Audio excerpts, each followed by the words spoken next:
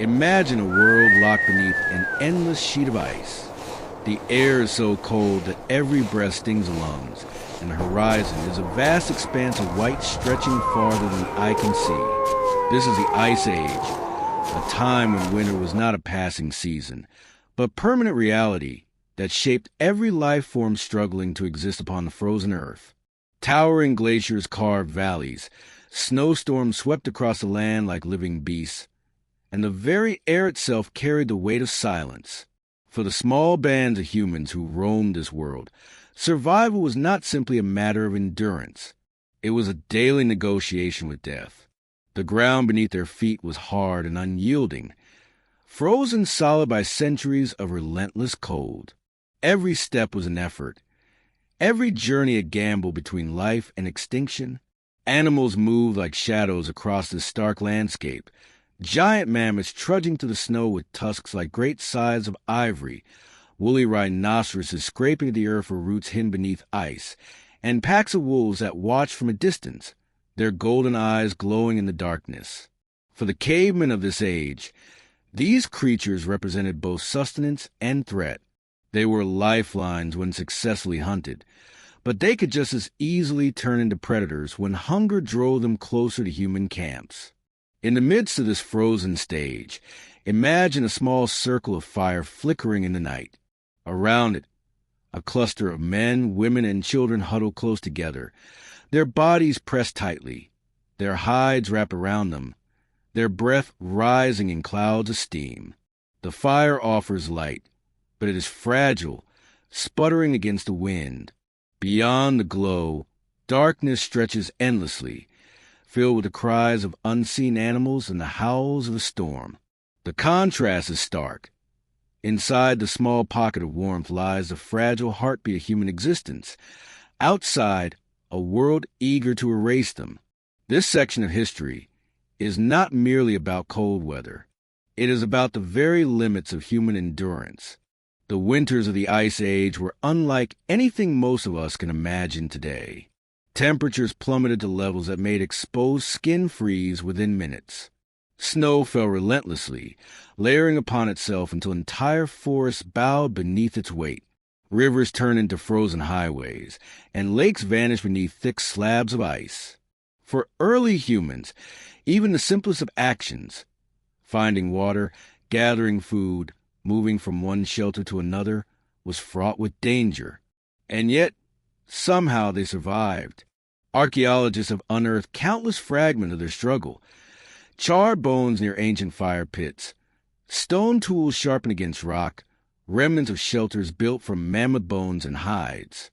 Each discovery tells a story of adaptation, of resourcefulness against odds that seem insurmountable. The evidence paints a portrait of human beings who refused to bow before the cold, who found ways to endure where so many other creatures could not. Yet the picture is incomplete, full of questions that linger. How did they keep themselves warm at night? How did they guard their children against freezing winds? And how did they overcome the deep, primal fear of the dark that must have been magnified by the deadly chill? The answer lies partly in the way they slept. To modern minds, sleeping is a simple act, a retreat into comfort at the end of the day. But for Ice Age humans, sleep was both a necessity and a risk. Falling asleep meant surrendering to the elements, closing one's eyes to predators, and exposing one's body to temperatures that could quickly kill.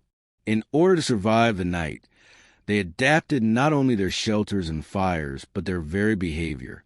Like wolves in a den or penguins huddled in a circle, cavemen learned the power of togetherness. They slept in piles, pressing their bodies close, sharing heat, turning human contact into the most reliable weapon against the cold. But this first glimpse into their world is about more than just physical survival. It is about the emotional reality of life in such a harsh environment. Picture the silence of an Ice Age night, broken only by the crackle of firewood and the distant rumble of shifting ice.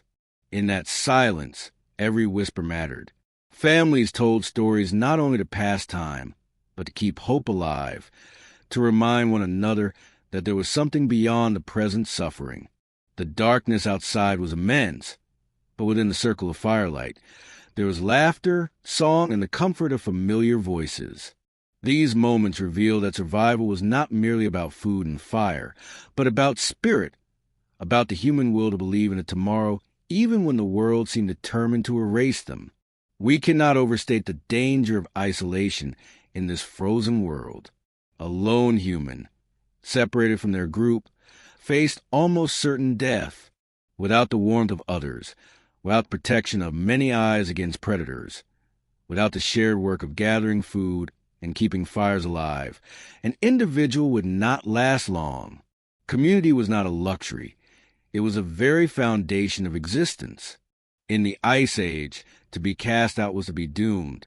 This reality shaped the psychology of early humans, forging bonds of loyalty and dependence that echo even in our modern societies.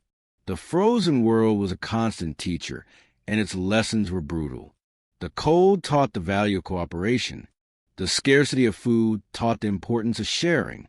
The unpredictability of nature instilled humility and reverence for forces beyond human control.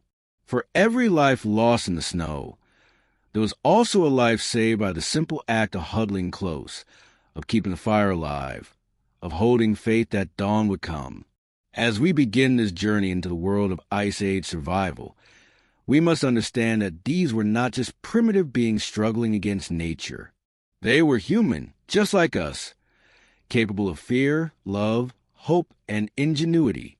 Their story is not distant. It is our story, written in the deepest layers of our collective memory. Every time we gather around a fire, every time we seek warmth in the presence of others, we echo their struggle. The frozen world they endured shaped the very fabric of humanity, teaching us lessons of resilience and unity that continue to define who we are today. This is the opening scene of our exploration, a world locked in ice, where small circles of warmth defied the vast cold. It is the stage upon which the drama of human survival was written, a drama of contrasts, of life and death, of fire and frost, of solitude and togetherness. And at the heart of it all lies a simple truth. In the frozen darkness, humanity found its strength not alone but together. When we speak of cavemen, the image that often comes to mind is a shaggy figure dressed in fur, crouched in the mouth of a cave, stone club in hand. But the reality of who these people were is far richer, far more complex, and far more human than those simplified images. They were not one single type of being.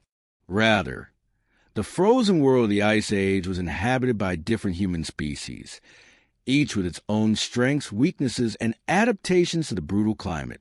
To understand how they survived, we must first understand who they were.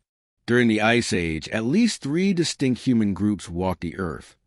The Neanderthals, Homo sapiens, our direct ancestors, and the enigmatic Denisovans, known today only through fragments of bone and DNA. These groups were not strangers to one another. They share hunting grounds, sometimes interbred, and in other cases competed fiercely for scarce resources. Together, they shaped the story of humanity's survival in the frozen wilderness. Neanderthals were perhaps the most iconic of these early humans. Stocky and powerfully built, they had broad noses, thick bones, and muscles that spoke a life defined by hardship and constant struggle. Their bodies were perfectly suited for the cold. The shorter limbs and barrel-shaped chest helped them retain heat, much like Arctic animals today. Archaeological discoveries show they were skilled hunters, capable of taking down large Ice Age beasts such as mammoths and bison. They made tools with surprising precision, used fire with confidence, and even buried their dead with care, hinting at a deep emotional and cultural life. Far from being brutish, Neanderthals were intelligent survivors, forged in the crucible of the Ice Age. Homo sapiens, on the other hand, carried a different set of advantages. Physically, they were leaner, with longer limbs and lighter builds that might seem less suited to the cold. But their true strength was not in raw endurance, but in adaptability. They developed complex language, symbolic thought, and an unparalleled ability to imagine, plan, and innovate. These qualities gave them an edge in creating more sophisticated shelters, tools, and strategies. Where Neanderthals relied on sheer physicality and tradition, Homo sapiens excelled in creativity and social organization. It was this mental flexibility that eventually tipped the scales in their favor. Then there were the Denisovans, mysterious cousins whose existence was unknown until the discovery of a single finger bone and tooth in a Siberian cave. Though we still know little about them, genetic evidence reveals that they left their mark in the DNA of modern humans, especially populations in Asia and Oceania. This suggests that, like Neanderthals, they mingle with our ancestors, blending lineages in ways we are only beginning to understand. Their presence reminds us that the Ice Age world was not a simple stage of progress, but a complex tapestry of overlapping lives, interactions, and extinctions. But what united all of these humans was the relentless pressure of their environment. No matter the species, every Ice Age human faced the same bitter winds, the same long winters, and the same deadly hunger when food grew scarce. In this sense, the story of cavemen is not about competition between groups, but about the shared human response to an unforgiving world. To picture their daily lives, imagine stepping into a camp thousands of years ago. The smell of smoke clings to the air, mingled with the musk of animal hides. Stone tools are scattered near the fire, some freshly sharpened, others worn from long use. A group of hunters returns, dragging heavy haunches of reindeer meat, their faces chapped by the wind. Women and children work nearby, scraping hides, stitching clothing with bone needles, and preparing food. This is not chaos or savagery. It is a rhythm of survival, the heartbeat of a community. These humans were not just surviving day by day. They were building the foundations of what would one day become culture. Cave walls became canvases, covered with striking images of animals, hunts, and mysterious symbols. Red ochre pigments were smeared across bodies, perhaps for ritual or perhaps for beauty. Bones and beads were strung into necklaces, suggesting an early sense of identity and expression. Such acts reveal that even in the coldest, harshest environments, the human spirit sought meaning beyond the immediate struggle to survive. At the same time, the Ice Age humans lived with constant fear. Predators roamed the same snowy landscapes. A cave lion, far larger than its modern descendants, could strike without warning. Packs of wolves tested the edges of human camps.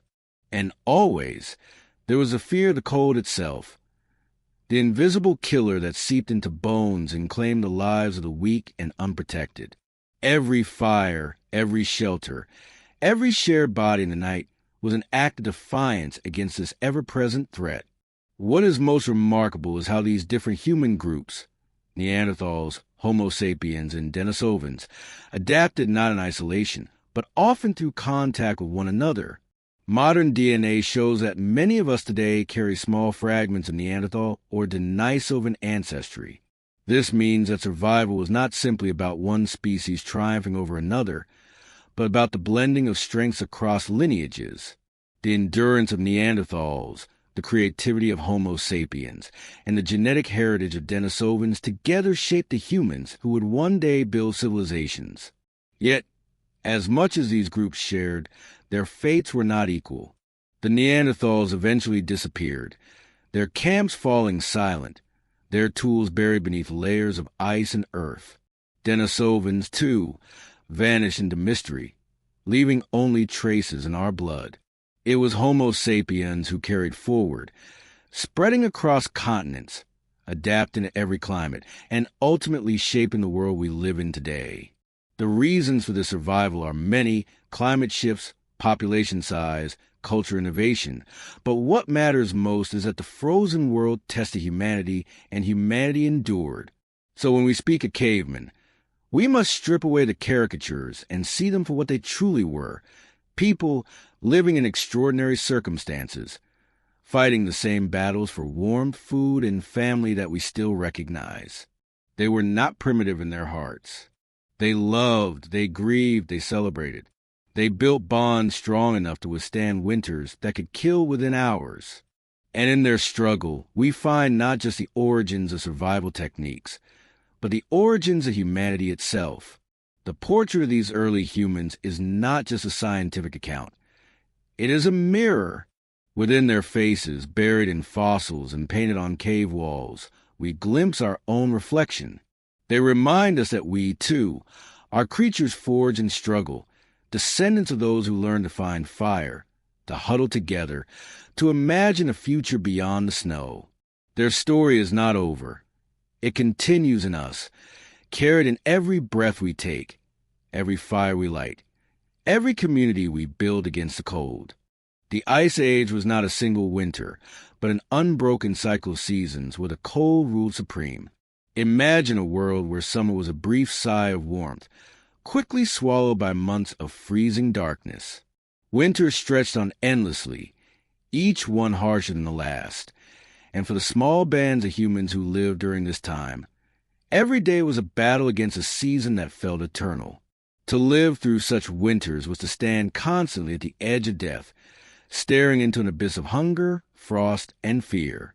The cold was the most relentless enemy. It was not the kind of chill one feels on a modern winter morning, nor even the sharp bite of mountain air. This was a cold that seeped into bone and marrow, a cold that turned breath into crystals and skin into ice within minutes. Exposure meant death. A simple mistake, losing a fire, tearing a hide coat, falling asleep away from the group, could be fatal. Hypothermia claimed lives silently, often without warning. One moment a man might be shivering violently. The next he would drift into a drowsy, deadly sleep from which he would never wake. Frostbite was another constant threat. Fingers, toes, and noses were the first to suffer. Without proper protection, flesh blackened and fell away. For hunters and toolmakers, the loss of fingers meant more than pain. It meant an end to usefulness, a swift descent into helplessness. And in a world where every member of the group needed to contribute, such injuries could place a heavy burden on families already stretched to the limits of survival. But cold alone was not the only challenge. Food was scarce in the frozen months. When snow buried the earth and herds migrated southward, hunting became a desperate endeavor. Tracks vanished beneath snowfall. Animals starved, grew lean, and became harder to find. For humans, starvation often loomed just beyond the firelight. A failed hunt meant empty bellies, and an empty belly in the Ice Age was not a temporary inconvenience.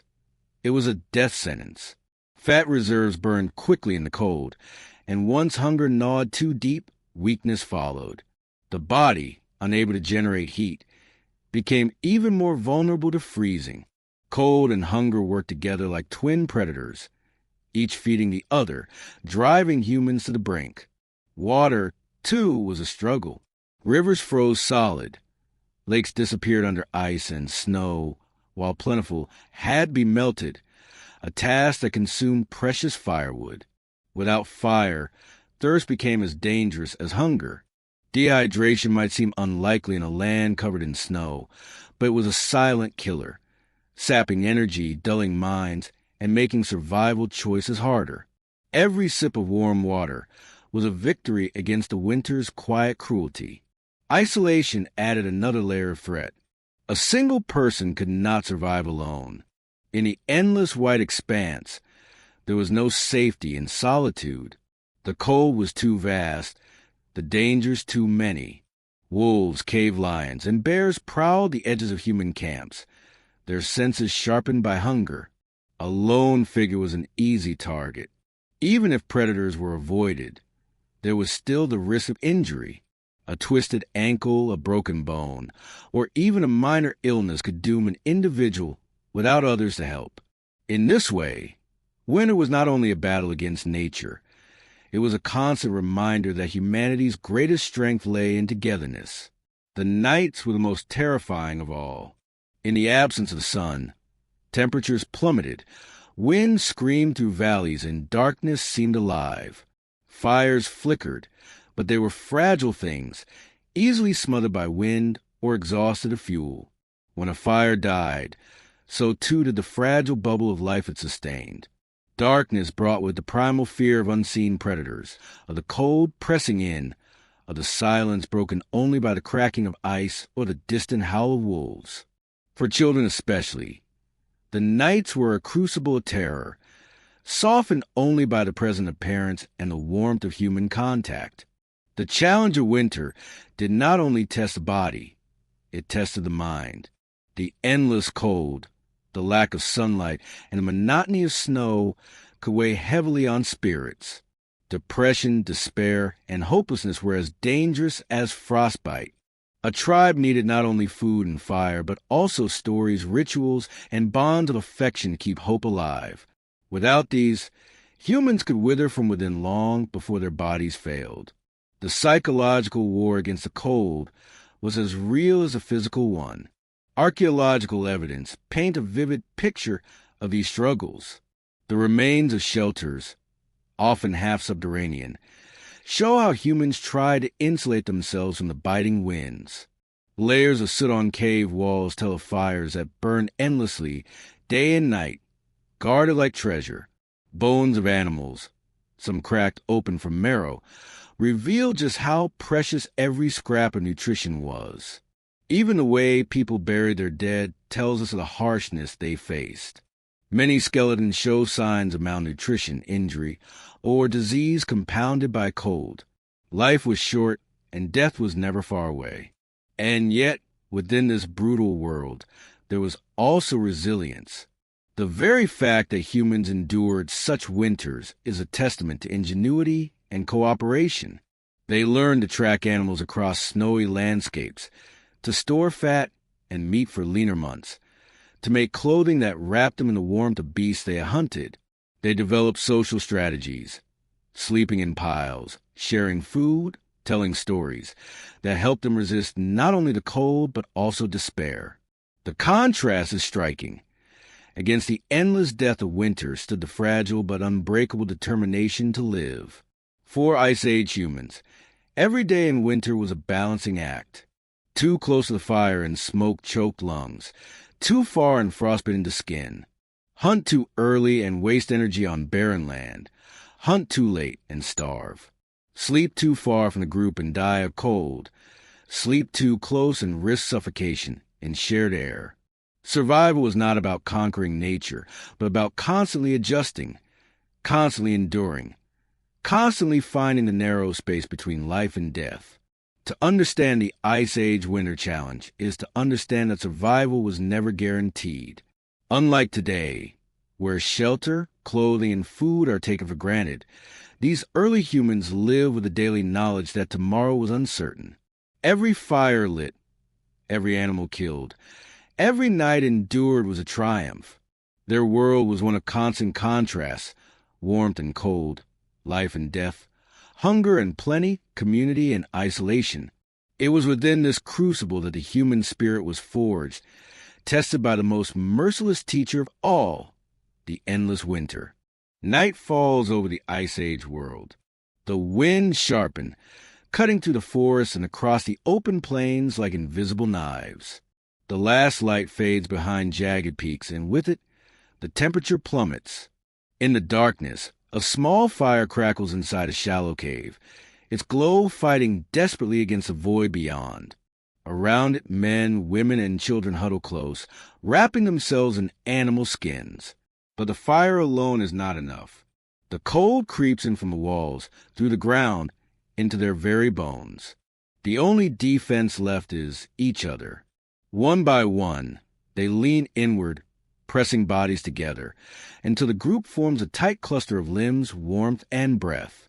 Here, in this shared pile, they find their truest shield against the night. To modern eyes, the idea of humans sleeping in piles may seem primitive, even uncomfortable. Yet for Ice Age tribes, it was a natural and necessary act. The cold was merciless, and the fire, though vital, was never guaranteed. Flames could be snuffed by wind, or fuel could run out. In such moments, the warmth of human skin became as essential as food and water. By sleeping pressed against one another, they mimicked the behavior of wolves in a den, or penguins huddling in an Antarctic storm. It was not merely instinct. It was strategy honed over generations of survival. The science of body heat explains why this behavior was so effective. Each human body generates warmth, but alone, much of that heat is lost to the air. In groups, however, the heat accumulates, trapped beneath hides and furs, circulating between bodies. The core temperatures stabilize, preventing hypothermia. Children, especially vulnerable to the cold, were placed at the center of these clusters, protected by layers of adults. It was the Ice Age equivalent of a blanket. Only this blanket breathed, whispered, and loved. Beyond warmth, the pile offered another kind of safety, protection from predators. The Ice Age night belonged to beasts. Wolves roamed in packs, drawn by the scent of smoke and meat. Cave lions, larger and more dangerous than any lion today, prowled the darkness. Bears stirred in their dens, hungry and unpredictable. A solitary sleeper would be easy prey, but a cluster of humans together, wrapped tightly, armed with fire and spears, was a more formidable sight. Even the act of breathing together, the rhythmic sound of many lungs, created an illusion of greater presence, a signal that this was not an easy target. But the pile was not only about defense or warmth, it was also about connection. To sleep pressed against one another was to reaffirm the bonds of kinship and tribe. The cold made solitude impossible, and in this impossibility, humans found intimacy. The warmth of a mother's arm around her child, the weight of a friend's back against yours, the steady heartbeat of a companion. These small sensations built trust and belonging. In the harshness of the Ice Age, where death was never far away, such intimacy was not a luxury, but a source of resilience. Anthropologists suggest that this behavior may have left echoes in our psychology. Even today, humans seek closeness when afraid or cold. We huddle under blankets, cuddle for warmth, or press together in emergencies. The instinct to share body heat, to protect one another in sleep, runs deep in our blood. It is a legacy of countless nights when our ancestors pressed against each other and survived. Yet the pile was not without risks. To sleep so closely carried dangers of its own. If firelight dimmed too much, smoke from damp could choke the group. Illnesses could spread more easily when bodies were pressed together. Overheating could occur if hides and furs trapped too much heat, causing sweating that later froze in the cold. Balance was essential, and tribes learned to shift positions through the night, ensuring air flowed, fires were fed, and no one was left on the edge of the group, exposed to the cold. The ritual of sleeping in piles also had a psychological dimension. Night was a time of fear. Darkness magnified every sound, every uncertainty. But within the pile, fear diminished. Surrounded by warmth and familiar bodies, the mind found comfort, drifting into sleep despite the howls of wolves outside. Dreams became shared experiences, whispered into the air between breaths. Stories told by the fire often carried into slumber, weaving collective imaginations that tied the tribe together. In this sense, the pile was not only physical survival, it was emotional survival. Archaeological evidence gives subtle glimpses into this practice. In caves where ancient humans lived, hearts are often found surrounded by clusters of bones, tools, and discarded hides, suggesting communal living spaces. The arrangement of sleeping areas indicates that groups lay close together, not separated into individual spaces.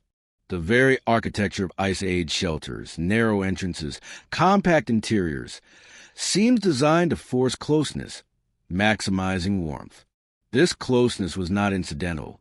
It was intentional, woven into the fabric of daily life. Even today, parallels can be found in the animal kingdom.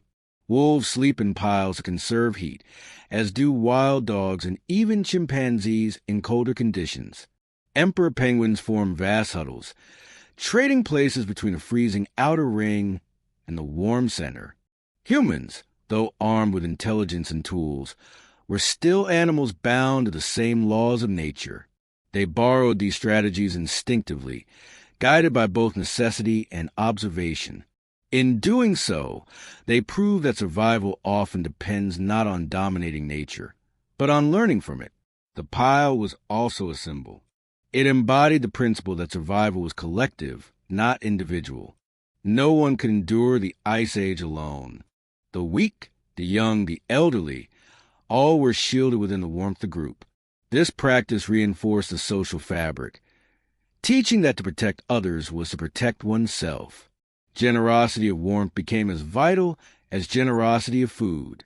In a world where every decision balanced life and death, the act of lying down together, of trusting one another through the night, became a profound ritual of unity.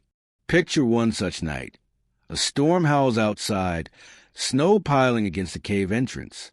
Inside, the fire burns low, shadows dancing on rough stone walls. The group shifts, pressing tighter, hides pulled over shoulders. A child whimpers in sleep, soothed by the hand of a parent. A hunter stirs, listening to the distant cry of wolves, then settles back, comforted by the warmth of bodies around him.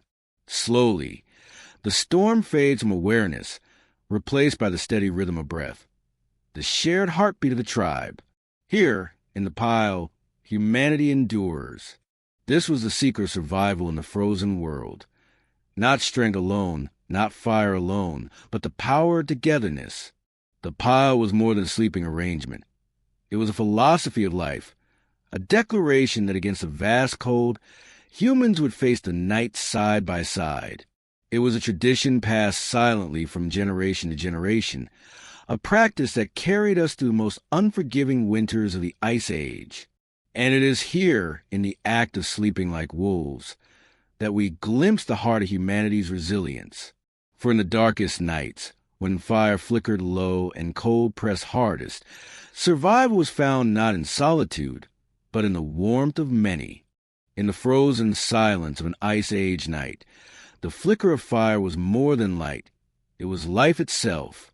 A single flame could mean the difference between survival and death, warmth and frostbite, safety and terror. To prehistoric humans, fire was both a gift and a burden. It was fragile, demanding constant attention, and yet it was powerful, capable of transforming the harshest night into a sanctuary. Where fire glowed, hope burned. Where it died, despair and danger followed. Imagine a group of hunters returning from the icy plains, their breath fogging in the cold dusk air. The sky darkens, winds pick up, and already their fingers grow numb. Without fire waiting in the cave, their strength would falter, their bodies stiffen, and hypothermia would creep in like an invisible predator. Fire was a fragile line that separated their tribe from the fate of animals who froze in snowdrifts. To keep that line unbroken required vigilance, skill, and reverence. The first challenge was always to keep fire alive. Archaeologists believe early humans did not always know how to make fire from scratch. Instead, they guarded their embers, carrying glowing coals wrapped in dried moss, bark, or animal dung as they migrated. These small bundles of smoldering warmth were cradled like infants, fed carefully to keep them alive. If fire went out, panic could set in. The tribe would scramble to find dry tinder, strike stones together, or use friction with wood. But in the damp chill of the Ice Age, these methods often failed. One failed attempt meant another hour of exposure, another step closer to death. When the fire burned strong, however, it became the center of the tribe's world. Flames offered warmth first and foremost. Pressed close to the hearth, bodies thawed, muscles relaxed, and exhaustion gave way to the comfort of safety. Heat allowed hides and furs to dry after snow-soaked hunts. Smoke kept biting insects at bay during warmer months, and in winter, it gave a psychological sense of control against a world that often seemed untamable. But fire's power went beyond warmth. It provided light in the endless nights of Ice Age winters. In the absence of fire, darkness swallowed everything. stretching beyond the limits of vision. With fire, shadows dance on cave walls, illuminating faces, tools, and half-finished carvings. Fire transformed the cave from a hollow in the earth into a home. Around its glow, stories were told, myths were born, and the invisible line between human and beast became clearer. Predators feared fire. Wolves might circle on the edges of its light, their glowing eyes just beyond reach. But they dared not cross too close. Cave lions and bears, no matter how fierce, kept their distance from its flames. Fire extended humanity's control into the night, creating a protective barrier that instincts recognized long before reason explained it. In this way, fire was not just warmth. It was a weapon, a shield against the wild. Yet, just as fire protected, it also threatened. A spark too close to dried furs could ignite disaster. A fire left untended could suffocate the cave with smoke or consume precious fuel too quickly. To balance its danger and benefit required discipline. Tribes learned how to build fires carefully, controlling the airflow, arranging stones to contain the blaze, and assigning roles to maintain it through the night. The keeper of the fire was not just a worker. They were a guardian, trusted with the very life of the tribe. The gathering of fuel was another ritual of survival. In the snow-laden landscapes of Europe and Asia, finding dry was a challenge in itself. Families trekked long distances to collect branches, roots, and animal dung, each piece a potential ember for the night. Some groups learned to stockpile reserves, storing wood inside shelters to dry before burning. This foresight was critical. Without it, fire would falter and the cold would reclaim its grip. Anthropologists argue that fire changed not only survival, but also the very biology of humans. Cooking meat and roots made food easier to chew and digest, releasing more calories. These calories fueled bigger brains and longer lives. Around the fire, language may have flourished, for here people had time to share, reflect, and weave narratives that carried knowledge forward. The firelight extended the day, creating hours for learning, bonding, and dreaming. In this way, fire was not merely physical survival, it was cultural evolution. But for all its importance, fire never lost its fragility. Even in its comfort, there was fear. A sudden storm, a gust of wind, or a careless mistake could snuff it out. In that moment, the warmth vanished. Shadows grew long, and every sound from the forest carried new dread. The tribe would draw closer, desperate to restart the blaze, knowing that without it, the night could claim them. Fire was power, but it was a power always balanced on the edge of loss. Consider the contrast. The same fire that warded off beasts could also lure them. The glow could be seen from afar, a beacon in the wilderness. Hungry predators, or even rival humans, might follow its light. Thus, tribes face a dilemma: build fire large enough to protect, but not so large it drew unwanted eyes. The fire had to be strong, yet humble, bright, yet discreet. Survival often depended on striking this delicate balance. Over time, fire became more than necessity. It became sacred. Many prehistoric cultures likely viewed it as a living spirit, a force that demanded respect. The way embers glowed like eyes, the way flames danced as if alive, the way smoke rose to the sky, all inspired awe. Rituals may have surrounded fire, from offerings of food cast into flames to prayers whispered before sleeping. It was a daily reminder of the thin line between warmth and frost, life and death. Picture again a winter's night.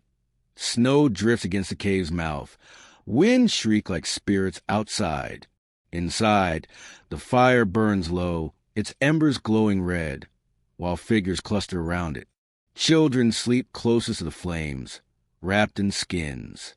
Hunters rest with spears nearby, their faces soft in the glow. The air smells of smoke, roasted meat, and damp fur. Each crackle of wood is a promise. The line still holds. The cold has not won. For now they are safe. In the story of prehistoric life, Fire was never just a tool. It was a constant companion of humankind, fragile and fierce in equal measure. It symbolized mastery over nature while reminding humans of their dependence on it. It was both shield and sword, comfort and danger, mortal and divine. Above all, it was a flame that kept humanity alive through the bitter winters of the Ice Age, burning at the heart of every camp, every family, and every dream of survival. The Ice Age was not simply a season. It was a world locked in frost. Snow covered the plains, wind howled through valleys, and glaciers stretched across entire landscapes. In such an unforgiving climate, bare skin was vulnerability, a sentence of death. For early humans, survival meant creating a second skin, one borrowed from the animals they hunted. These were not garments in the modern sense, but armor, protection against the icy breath of the earth itself. Long before weaving or spinning threads, humans looked to the natural gifts around them. When they killed a mammoth, a bison, or a reindeer, they did not just claim meat, they claimed a shield. The thick hides, furs, and sinews became tools of survival, wrapped tightly around bodies. These skins trapped heat, blocking the relentless wind. Every successful hunt meant not only food for the stomach, but also warmth for the nights ahead. To go without animal skins was unthinkable. The cold stripped away mercy, and without this armor, even the strongest body would wither. The process of preparing these hides was a skill passed down through generations. A fresh pelt was heavy, wet, and stiff. To transform it into usable clothing, Ice Age humans scraped the flesh from the skin with stone tools, stretching it over wooden frames to dry. Animal fat and brains were rubbed into the hide, softening the fibers and making them more pliable. This primitive tanning process was laborious, yet essential. A poorly treated hide would stiffen like stone in the cold, becoming useless. But when worked properly, the result was supple, durable, and warm. Clothing evolved into a layered strategy against the cold. Inner garments might be made of softer furs, pressed close to the body for insulation. Outer layers used thicker hides, forming a barrier against snow and wind. Feet were wrapped in strips of fur and secured with sinew, creating the earliest boots. Hands were bound in mitts of hide, leaving little exposed to the elements. The head, one of the most vulnerable parts of the body, was covered with hoods fashioned from wolf or fox pelts. Each piece was designed with one purpose: to keep precious body heat from escaping. Archaeological finds offer glimpses into this ancient clothing. The preserved remains of Otzi the Iceman, though much later than the Ice Age, reveal an outfit made from a patchwork of hides and furs, leggings of goat, a coat of sheep and cattle, shoes stuffed with grass for insulation. These details suggest a tradition stretching back tens of thousands of years, where survival depended on resourcefulness. Even earlier, figurines like the Venus of Lespuke appeared draped in woven or fur clothing, hinting that humans were imagining and creating protective garments long before. Animal skins were more than practical. They were symbolic. Wearing the hide of a predator such as a wolf or cave bear may have been a statement of power, a way of inheriting the animal's strength. A hunter clad in reindeer fur was not just wearing warmth. He was cloaking himself in the spirit of the herd, merging with the environment. Skins and furs were also markers of identity. They could distinguish one tribe from another, signify status within the group, or play roles in rituals by imitating the beast they depended on. Clothing was survival, but it was also culture. The act of dressing for the night was itself a ritual. As the sun dipped and cold deepened, families wrapped themselves tightly, adjusting hides to block drafts, securing sinew cords, and layering furs upon one another. Children were swaddled in the softest pelts, cocooned against the night's bite. Elders, more vulnerable to the cold, were given the thickest coverings, their survival priority for the knowledge they carried. Each piece of clothing was more than fabric. It was a promise, a silent pact between the living and the dead animals whose hides ensured survival. Yet clothing carried its burdens. Hides were heavy and cumbersome, restricting movement during hunts. When wet, they froze into rigid shells, forcing wearers to seek fire quickly to thaw them out. Maintaining clothing demanded endless effort. Scraping, repairing, restitching with bone needles and sinew threads. A tear left unattended could expose skin to frostbite. For Ice Age humans, tending to clothing was as vital as tending to weapons or fire. It was life-sustaining armor that could never be neglected. Psychologically, clothing was a form of comfort, an embrace against the cold. Imagine the sensation, stepping from the icy wind into the cave, wrapping a fur cloak tightly, feeling warmth return in waves.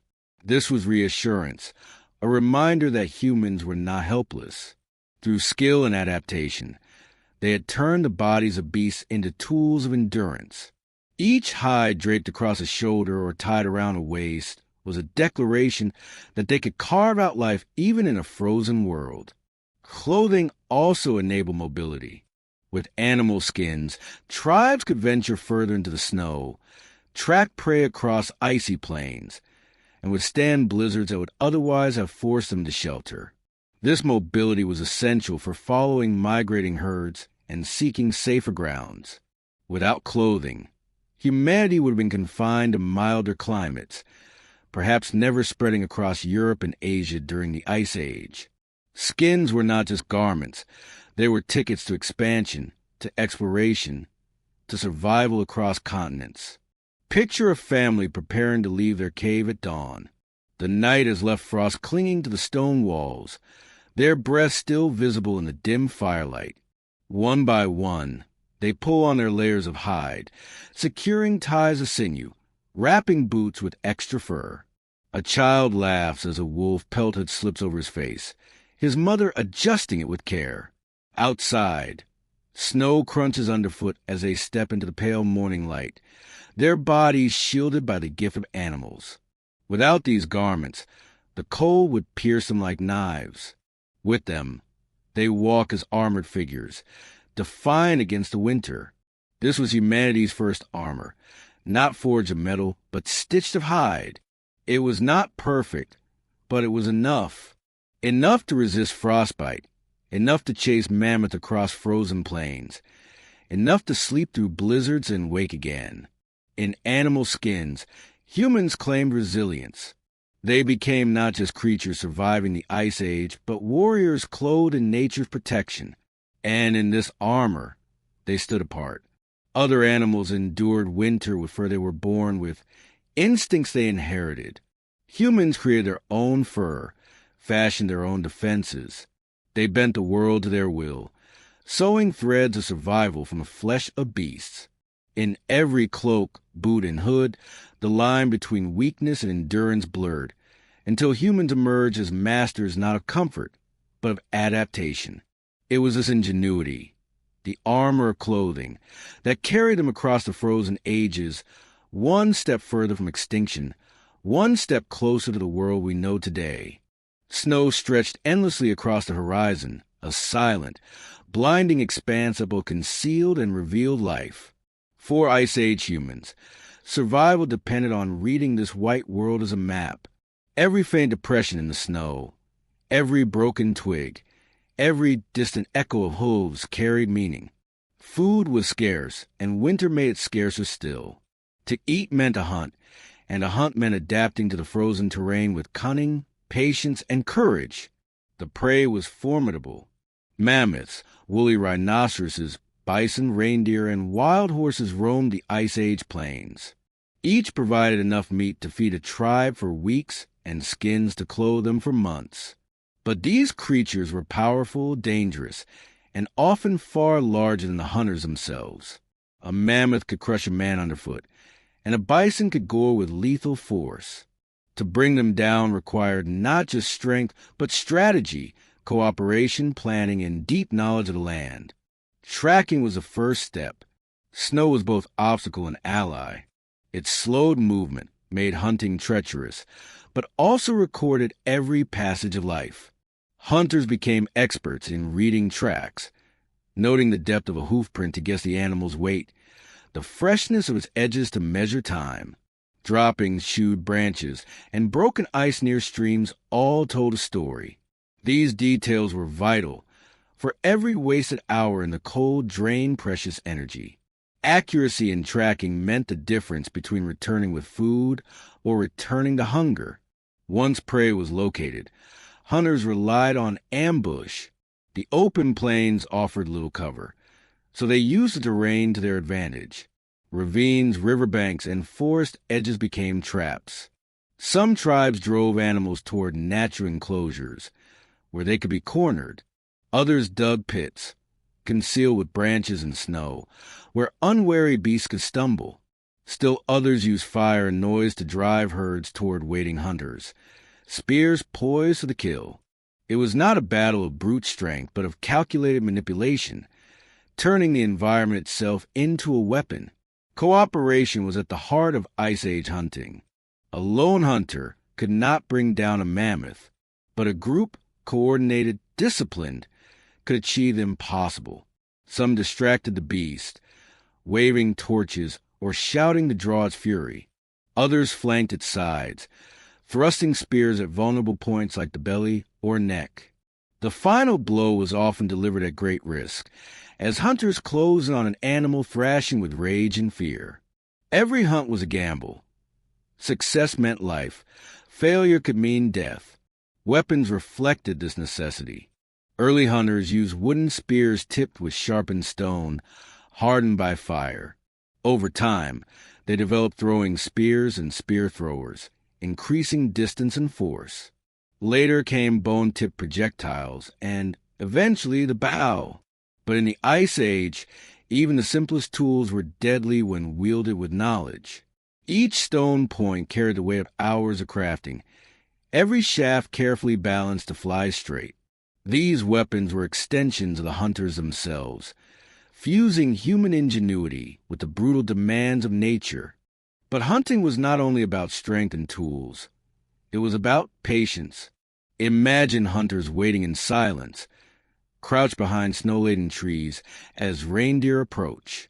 Breath freezes in the air, hearts pound, but no one moves. A single careless sound could scatter the herd, wasting days of effort. Hours pass, muscles ache, yet discipline holds. Then, at the perfect moment, the signal is given. Spears fly, shouts erupt, and the stillness of snow explodes into chaos. Such patience was a skill as essential as any weapon. Winter hunting also required efficiency. Once an animal was killed, its body had to be butchered quickly before scavengers arrived, or the meat froze too hard to cut. Knives of flint and obsidian sliced through flesh, bone tools pried apart joints, and every usable part was salvaged. Meat was smoked or frozen for storage, hides stripped for clothing, sinews pulled for cordage, bones shaped into tools. Nothing was wasted. To waste was to dishonor both the animal and the peril endured to kill it. Hunting in snow also sharpened the bond between humans and the animals they pursued. These beasts were not only food. They were symbols of power, fertility, and survival. Cave paintings across Europe depict mammoths, bison, and deer in striking detail, sometimes wounded with spears, sometimes surrounded by human figures. Scholars believe these were not just records of hunts, but rituals, prayers of success, or expressions of gratitude. To hunt was to engage in a sacred exchange, life taken to sustain life.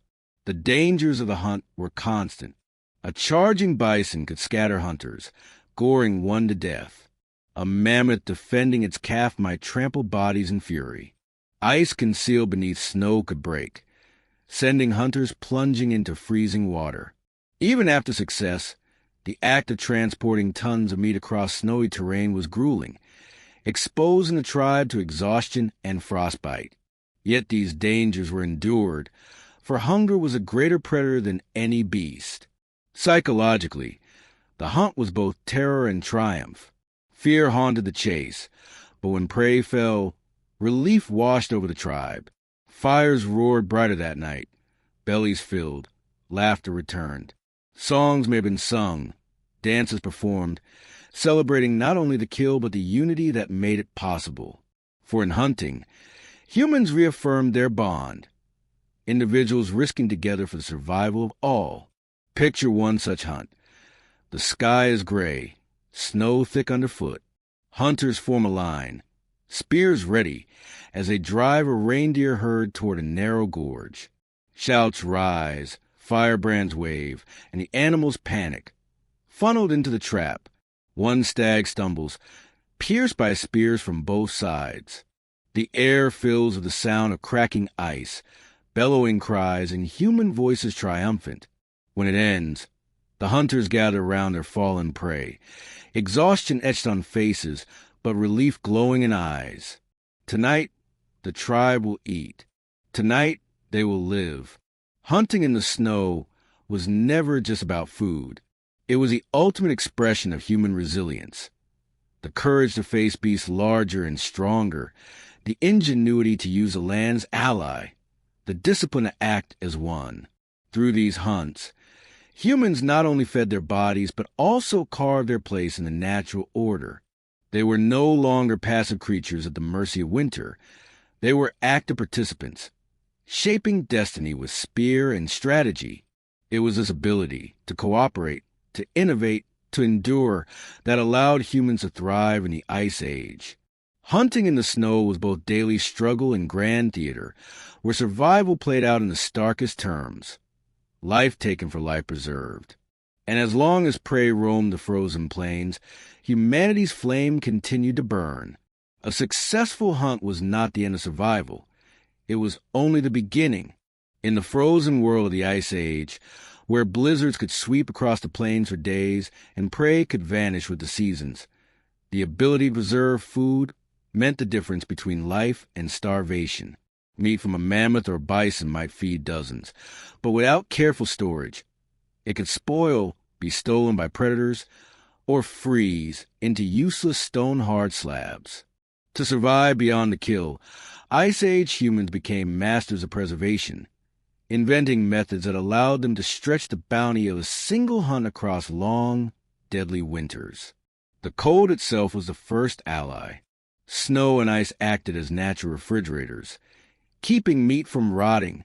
Hunters often buried chunks of flesh beneath layers of snow, marking the spot with stones or sticks so they could retrieve it later. These frozen caches became lifelines during lean weeks, but they were not without risk. Wolves, lions, and scavengers had noses far sharper than humans. To protect these stores, tribes sometimes placed them in pits, sealed with heavy stones, or buried them beneath mammoth bones to disguise the scent. The Ice Age landscape became not just a hunting ground, but a hidden pantry, with carefully concealed reserves waiting beneath the snow. Drying was another crucial technique. Strips of meat were cut thin, stretched over wooden frames, or laid on rocks near the fire, where smoke and heat removed moisture. This process created a form of early jerky, light, portable, and long-lasting. Dried meat could be carried on long journeys or rationed during storms that trapped families inside caves. Smoke added not only preservation but flavor, and it kept insects and bacteria at bay. What began as necessity slowly became tradition, a practice still echoed in many cultures today. Fat, too, was precious. Rendered into tallow, it became a dense, calorie-rich food that stored well in cold climates. Hunters collected marrow from bones, storing it in containers of hide or bone for later use. Combined with dried meat and berries, fat created nutrient-packed meals that provided energy during the harshest months. These mixtures, ancestors of what some call pemmican, could sustain hunters on long treks and provided emergency rations when fresh kills were scarce. In a world where every calorie counted, fat was as valuable as the meat itself. Storage was not only about meat. Roots, nuts, and berries gathered during warmer months were hidden in pits or baskets lined with grasses and hides.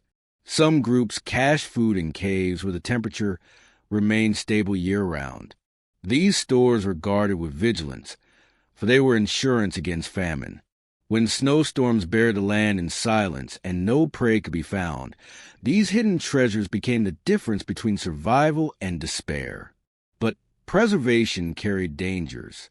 Frozen meat left too long could become impossible to cut without fire to thaw it. Caches sometimes drew predators closer to human camps, placing the tribe in danger. Spoiled meat, if eaten unknowingly, could sicken or kill. Balancing these risks required both knowledge and instinct. Families developed traditions to mark stored food, teaching children which caches to avoid and which were safe. Preservation was a science written not in books but in memory, passed down from generation to generation. The act of preserving food was also communal. After a successful hunt, the tribe gathered to butcher, smoke, and store the meat. Each person had a role. Some scraped hides, others cut strips, others tended the fire. The air filled with the scent of smoke and flesh, the sound of tools against bone. It was laborious, exhausting work, but it was also celebration. For each piece store meant security, a promise that hunger would not gnaw as fiercely in the weeks ahead. Psychologically, preserved food gave something beyond nourishment. It gave hope.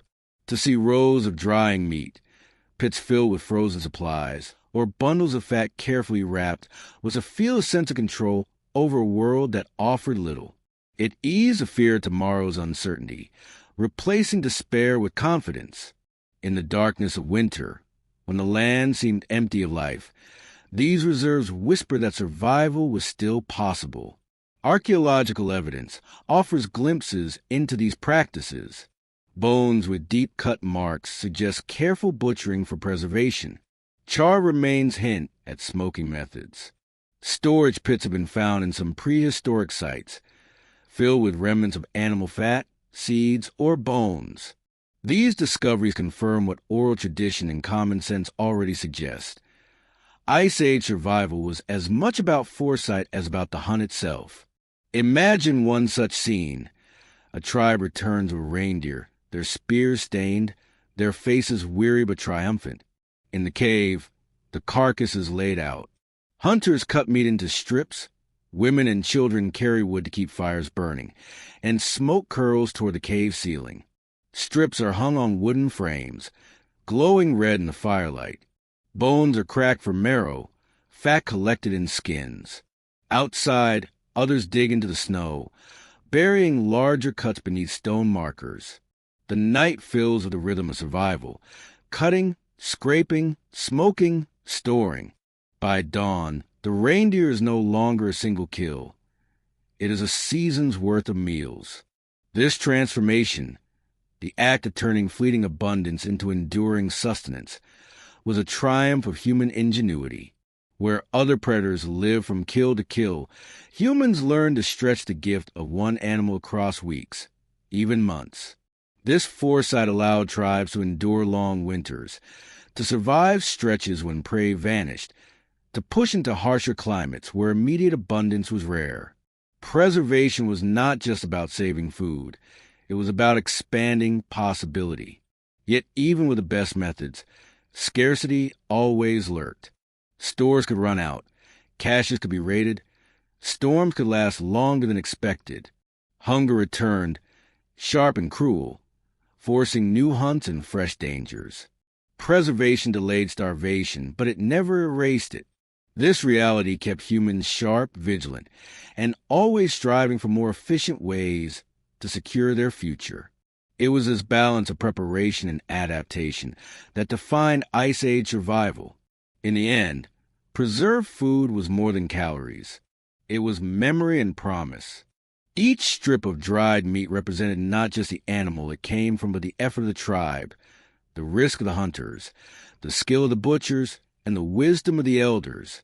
It carried the warmth of the fire where it smoked, the laughter of children who worked beside their parents, the silent prayers offered to the spirit of the beast.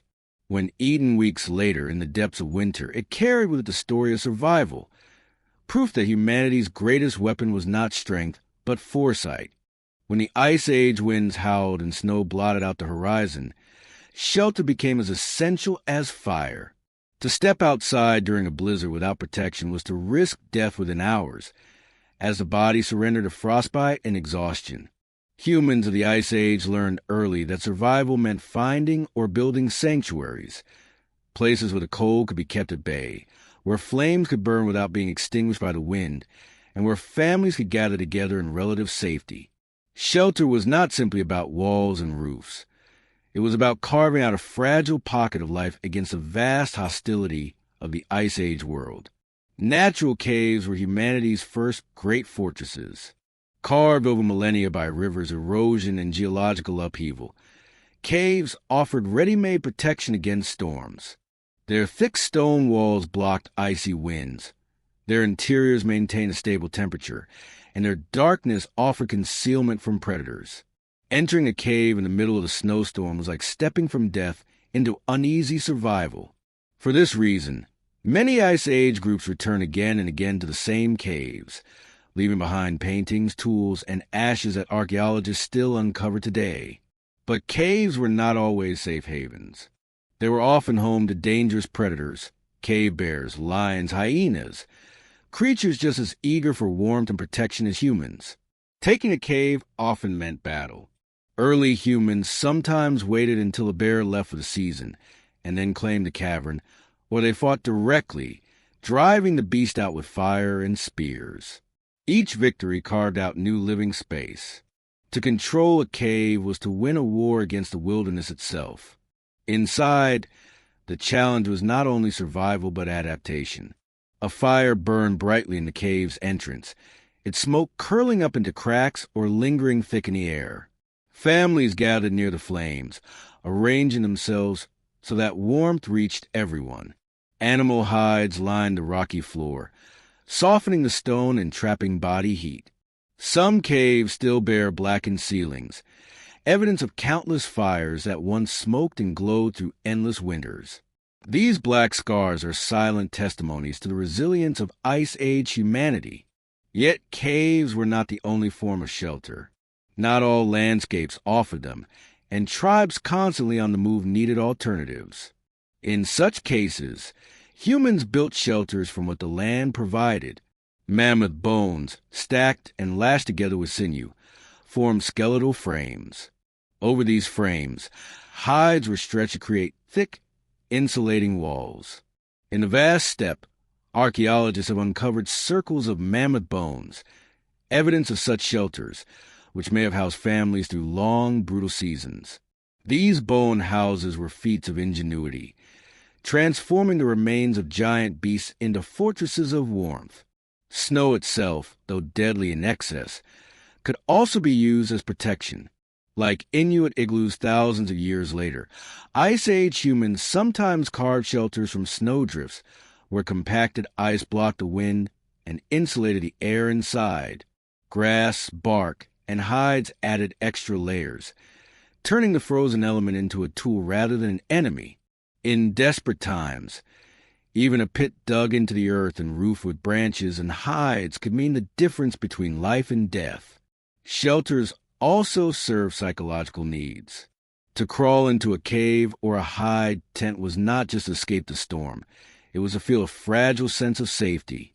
Children huddled close to their parents, listening to the muffled roar of the blizzard outside, comforted by the crackle of fire and the smell of smoke.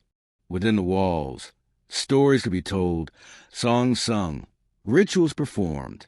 Shelter created a boundary between chaos and order, between fear and hope. It gave humans a space not just to survive, but to imagine, to remember, and to dream. But there were dangers even inside. Fires could suffocate families if smoke built up in enclosed spaces. Walls could collapse under heavy snow or wind. Animals could invade, drawn by the scent of stored food. The psychological strain of confinement also weighed heavily. Weeks trapped in the same dark. Cold space wore down patience and tested the bonds of family and tribe. Arguments, despair, and silence were as real as frostbite in the long winter nights. Archaeology again gives us glimpses of these struggles. Charcoal layers reveal repeated fire use in caves. Soot marks show where fires burned too long or too often. Layers of bones, reindeer, horse, mammoth, suggest that meals were shared within these shelters, and sometimes left uneaten when families moved on.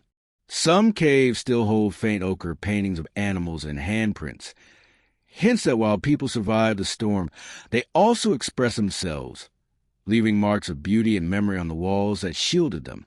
To imagine life within these shelters, one must picture contrasts. Outside, the howl of wind, the sting of snow against bare skin, the endless hunger of predators stalking in the dark. Inside, the flicker of fire, the murmur of voices, the warmth of hides, and the smell of cooked meat. The cave or shelter was not paradise. It was cramped, smoky, and filled with hardship, but it was life. And in the Ice Age, life in any form was victory. Shelters were not static, either. Tribes carried knowledge of construction with them as they migrated. Each group knew how to choose the right site. Protected from wind, near water if possible, defensible against predators. Each family passed down techniques. How to lash bones, how to stretch hides, how to carve snow blocks, how to angle the fire to draw smoke away. This wisdom became part of human identity, invisible but critical. Ultimately, shelters were more than physical structures. They were symbols of humanity's refusal to yield. Where animals relied solely on instinct, humans used creativity and foresight. They did not just hide from the storm. They shaped the storm to their advantage, bending it into an ally through the manipulation of stone, wood, hide, and snow. Each shelter was a declaration. We will not be swept away. We will not vanish into the cold. We will endure. The Ice Age was unforgiving, but in the flickering firelight of caves and hide shelters, humanity discovered not only how to survive, but how to belong to a world that seemed determined to erase them. Within stone walls, bone frames, and snowy chambers, the seeds of civilization were kept alive, waiting for the thaw of a warmer future. In the frozen silence of the Ice Age, bare skin was an invitation to death. The wind cut like knives, frost formed on lashes, and exposed flesh could blacken and die in hours. Unlike many animals, humans were not born with thick fur or insulating blubber. Their survival depended on an invention as vital as fire and shelter: clothing. To step outside in winter was to wear armor not of steel but of skin, fur, and hide, crafted with care, adapted with ingenuity, and worn as the very boundary between life and extinction. The first clothing was not elegant. Rough animal skins, still smelling of smoke and blood, were draped over shoulders and tied with sinew. But even in this crude form, they offered warmth, shielding bodies from bitter winds. As generations passed, skill refined necessity into craft. Hunters learned to scrape hides clean with flint tools, softening them through hours of labor, soaking them in fat, smoke, or even brains to make them pliable. What began as simple coverings evolved into garments shaped, fitted, and layered for maximum protection. Each piece of clothing carried not just utility, but knowledge, a knowledge that would be handed down across thousands of years. The type of clothing depended on the animal. Mammoth hides, thick and heavy, made strong outer coverings, though too cumbersome for constant wear. Reindeer and bison hides provided balance, durable yet flexible. Wolf and fox furs were treasured for their warmth and softness, often used as cloaks or linings. Rabbits, though small, offered lightweight pelts that could be sewn together. Each animal provided not only food, but also the fabric of survival. When a hunt succeeded, nothing went to waste.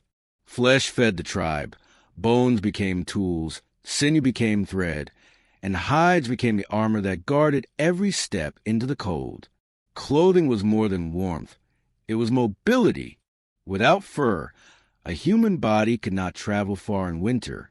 But with furs wrapped tight, boots of hide lined with grasses, and hoods drawn low, families could move across snow-covered plains, hunt in the storm, or migrate when resources dwindled. The world opened not because the Ice Age grew kind, but because humans learned to shield themselves against it. Where other species huddled in dens and caves, humans could walk out into the storm and return alive. Clothing turned vulnerability into freedom. Boots were among the most critical inventions. Feet, pressed against frozen earth or snow, risked frostbite quickly. To protect them, Ice Age humans stuffed boots with grasses and moss, creating insulation. Leather was wrapped around, tied tight with sinew. Archaeological evidence, such as the preserved body of Otzi the Iceman, though much later than the Ice Age, suggests that complex boots combining hide, fur, and plant matter were already known to ancient people. These were not crude wrappings, but carefully engineered survival gear. Every step into the snow depended on them. The sewing of garments marked another leap forward. Alls made from bone or ivory pierced holes into hides. Sinew, strong and flexible, served as thread. Needles, some of the earliest human tools, have been found dating back more than 25,000 years, showing that Ice Age people were not simply draping hides, but stitching fitted garments. This innovation allowed for layered clothing, undergarment of softer furs, outer layers of thick hides, and hoods or cloaks for added protection. Clothing became customizable, suited for journeys, hunts, or long nights by the fire. Yet, clothing was not only about survival, it carried meaning. The decorated furs and beads found in burials suggest that garments also express identity, status, and belief. A hunter might with the pelt of a wolf to invoke its spirit, or a shaman might cloak themselves in the feathers of birds. Children were wrapped in soft furs, not only for warmth but for love and care. Clothing became symbolic, a visible mark of the tribe's relationship with the animals they depended upon. Each pelt was both protection and reminder of the life taken to preserve human life. Imagine a winter scene. A tribe prepares to leave a cave at dawn. The air is so cold that breath crystallizes. One by one, they pull on their garments. A hunter fastens a reindeer hide cloak around his shoulders, the fur turned inward for warmth. A mother adjusts the hood of her child's coat, made from rabbit skin stitched together, lined with grasses. Boots are pulled on, mittens tied, faces covered. Each layer transforms fragile human flesh into a creature capable of walking into the storm. The fire inside flickers as they step out into the white void, armored not in steel, but in fur. Clothing also played a role in group cooperation. Preparing hides was long, grueling work. Skins had to be scraped, stretched, and softened for days. Women, often the skilled tanners, turned raw hides into wearable garments, while men hunted the animals. This division of labor bound the tribe together, ensuring that survival depended not only on strength, but on patience and craft. Every stitch represented hours of effort, every garment a communal investment in survival. The dangers of poor clothing were constant. A tear in a hide during a hunt, wet furs that froze stiff, or poorly insulated boots could mean frostbite, sickness, or death. Families therefore learned redundancy, layering multiple furs, keeping spares, and constantly repairing what they wore. Clothing was not fashion. It was a shield that had to be maintained with vigilance. In this way, humans developed not only garments but habits of care, an early culture of maintenance that paralleled the care of fire, shelter, and tools. Psychologically, clothing gave people confidence. To wear a heavy cloak against a storm was to feel strong, to know that one could face the elements and return alive. It gave a sense of mastery over a world that otherwise seemed unrelenting. For children, wearing small garments sewn with love was a sign of belonging, a reminder that they were cared for. For adults, decorated clothing carried pride, proof of skill in both hunting and crafting. Clothing was survival, but it was also identity. Archaeological finds continue to illuminate this aspect of Ice Age life.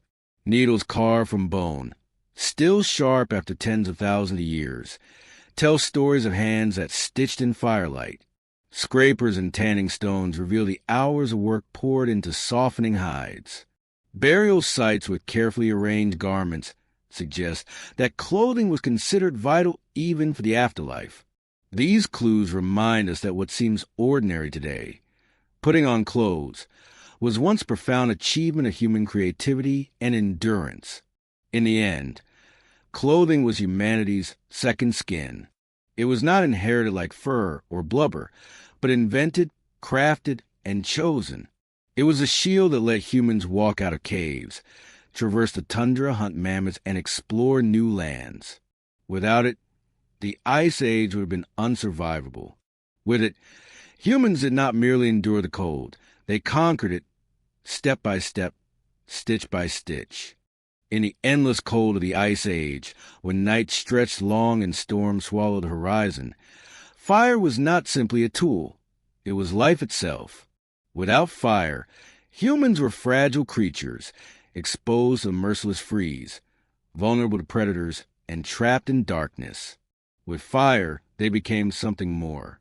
Fire transformed caves into homes, raw flesh into nourishing meals, and terrifying shadows into warm, flickering sanctuaries. To hold fire was to hold the sun within reach, to carry a piece of light and warmth against a world determined to freeze life into silence. The mastery of fire was among humanity's greatest triumphs. Early humans did not invent it from nothing. They first stole it. Lightning strikes, volcanic eruptions, and wildfires left behind burning embers. Tribes learned to guard these embers, carrying them wrapped in bark or animal dung to keep the flames alive. A spark was a treasure. A single flame could be kept smoldering for days, even weeks, becoming the seed of every fire thereafter. Only later did humans learn to make fire themselves, striking stone against stone, or spinning wooden drills until sparks caught tinder. To create fire was to command the very force that once terrified them. In winter, fire became a constant companion. It warmed bodies huddled in caves, dried damp hides, and kept frost from creeping into limbs. Families gathered around a blaze, pressing close to feel its heat soak through their furs. The fire was never left unattended. Someone always fed it, even in the dead of night. The crackle of flames became the heartbeat of camp life. Its light painted walls with dancing shadows, turning otherwise lifeless stone into living theaters of flicker and glow. Fire was not only warmth, it was protection. Predators, wolves, lions, hyenas, feared flames. A ring of fire at the cave's mouth, or a torch waved in the dark, could drive away even the boldest hunters of the night. In the deep woods or endless tundra, a torch allowed humans to step into the blackness without being blind prey. Around campfires, humans did not merely survive. They claimed territory, marking out a circle where they, not the wild, held dominion. Cooking marked another revolution. Raw meat, though edible, carried parasites and was hard to chew. Over fire, meat became safer, tastier, and more digestible. Fat melted and sizzled, marrow bubbled within bones, and smoke infused flavor. The warmth of food filled bellies more deeply than raw flesh could, giving strength for hunts and journeys. Cooked roots and plants became softer and easier to consume.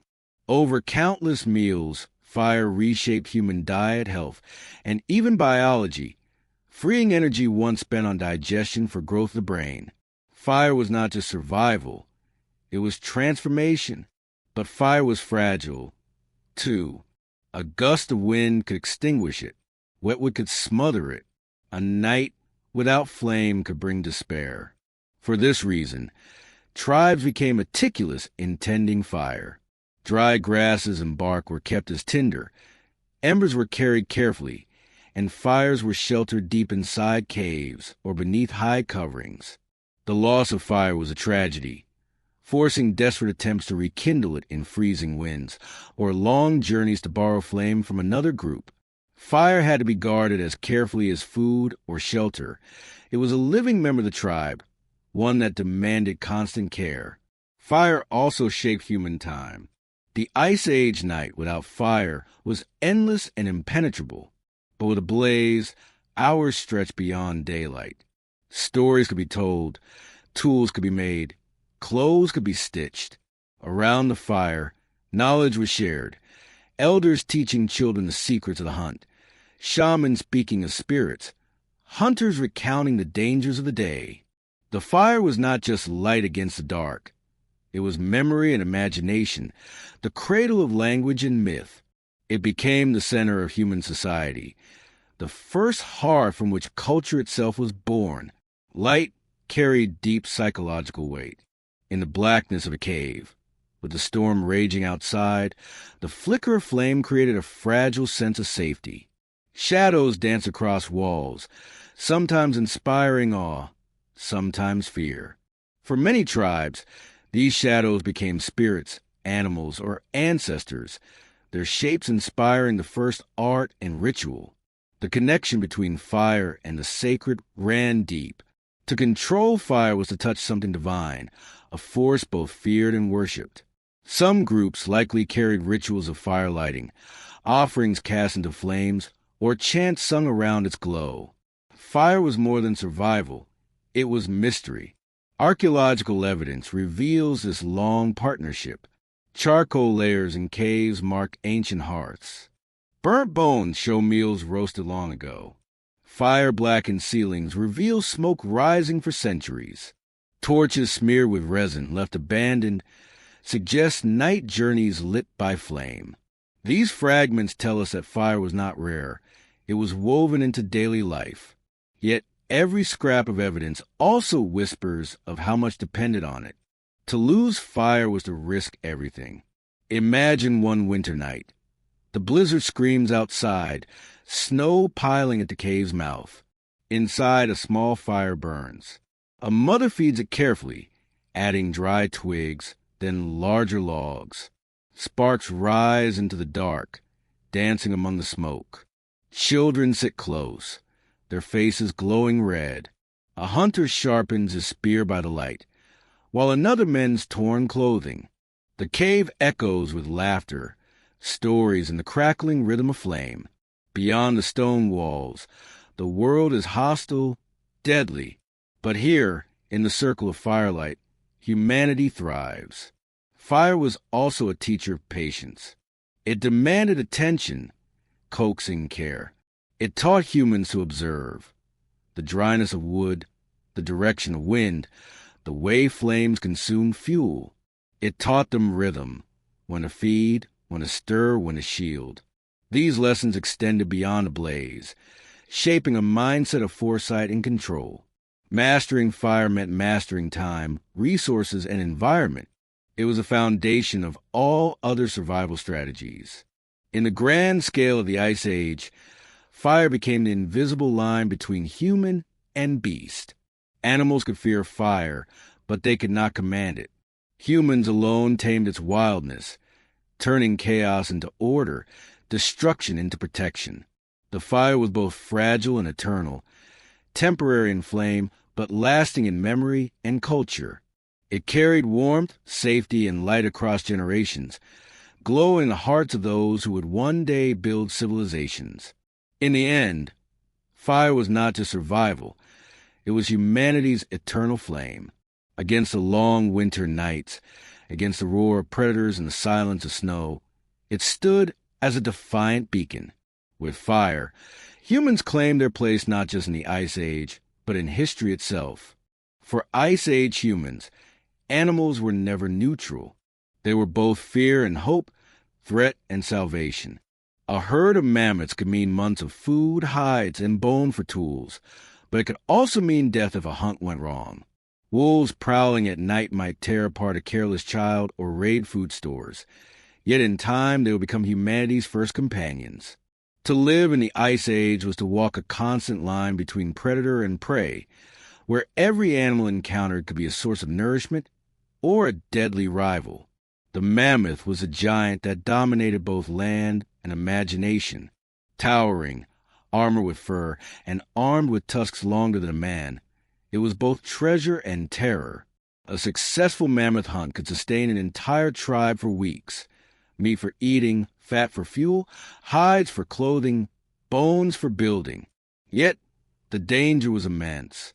One misstep, one failed spear throw, and a mammoth could crush hunters beneath its weight. To bring down such a beast required coordination, courage, and sacrifice.